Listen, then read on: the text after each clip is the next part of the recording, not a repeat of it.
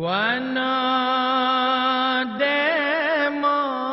Konsep satu Malaysia ni ialah berlandaskan kepada perlembagaan Malaysia. Perlembagaan negara ini penting. Dia tidak seperti Malaysia DAP ni. DAP kata dia orang Malaysia ni nama dah. Malaysia ni tidak perpaksikan kepada perlembagaan. Mengapa Datuk Seri Najib mesti ikat kepada perlembagaan? Kerana di situlah terletaknya usaha kita, keyakinan kita, kesepakatan kita supaya agama Islam itu kita utamakan, bahasa kebangsaan kita, bahasa Melayu, bahasa resmi, agama adalah agama Islam adalah agama persekutuan tanah Melayu dan juga Malaysia. Keistimewaan orang Melayu mesti lagi menjadi tunjang kepada pemerintahan negara. Jadi kalau dasar ekonomi baru apa yang kita nak buat untuk orang Melayu ini semua sudah diperuntukkan dalam perlembagaan. Pada masa yang sama kita menghormati hak-hak orang lain. Tapi jangan sekali-kali kita menolak kepentingan kita orang Melayu, keistimewaan kita orang Melayu, kedudukan tertinggi agama kita, agama Islam yang suci ini, dan juga bahasa kita, bahasa Melayu, bahasa. Ini yang kita kena. Satu Malaysia ini berpaksikan kepada peruntukan dalam perlembagaan.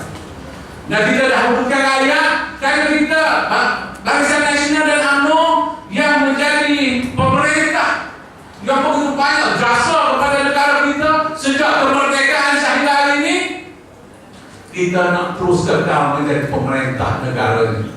Parti kita, parti UMNO, parti pemerintah, parti yang menjadi tunjang kepada pemerintahan negara.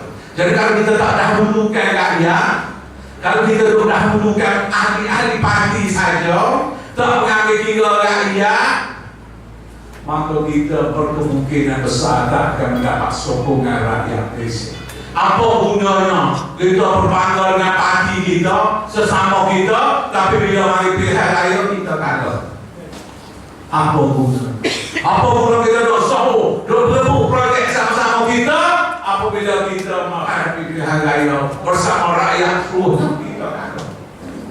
Ini cabaran yang begitu besar. Sebab itulah Datuk Seri Najib kita ni bukan sahaja mengutarakan konsep perpaduan yang berpaksikan kepada perlembagaan, tetapi juga prestasi diutamakan. Prestasi siapa betul di bala duit semua kena ada dia punya KPI. KPI ni dia senarai apa kena buat dan kena berjaya.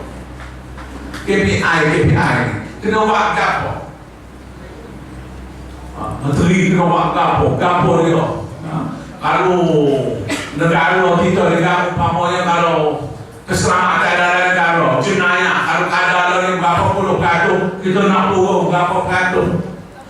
Datuk Pak kena bawa pelaburan antarabangsa, berapa kata masuk. Kementerian Keuangan dari segi kedudukan ekonomi negara, prestasi keuangan negara, waktu mana kena buat. Ini semua menjadi KPI, markah-markah yang kena bagi kepada menteri-menteri. Semua tak kira. Jadi bermakna tidak ada boleh menteri pegawai-pegawai tinggi duduk relax macam dulu-dulu, buat kerja layak hari-hari tak hari pun tak apa. Kau boleh berkali-kali tak hari.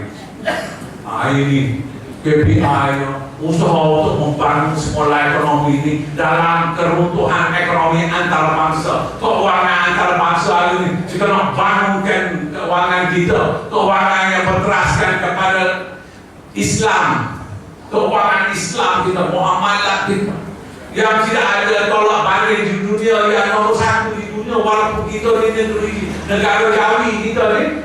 Tapi dari segi pelaksanaan keuangan Islam, ekonomi Islam, perbankan Islam, takaful, macam-macam, kita adalah nomor satu di dunia.